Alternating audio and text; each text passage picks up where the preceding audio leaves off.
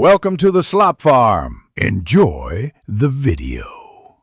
You start by making sure McPhee is updated and you're signed into your Microsoft account. This grants access to official capes.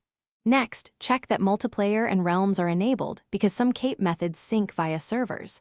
Once done, back up your worlds and resource packs. This protects progress if an add-on conflicts. Now, choose the cape method: marketplace purchase, event redemption, or trusted add-on installation. I'll explain the how and why for each option next. You now perform the core steps for your chosen method. If using Marketplace, buy the cape pack, open dressing room, and equip the cape to your skin.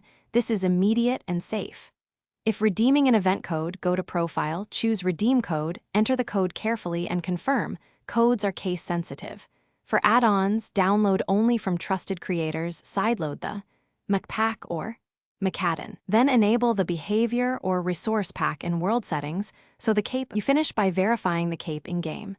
Join a world and view your character or ask another player to confirm. Screenshots help.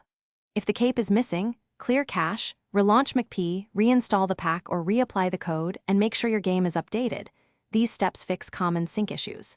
One key troubleshooting tip: revoke and remove any untrusted add-on immediately if it causes problems, then restore your backup. This keeps your account safe and your cape intact.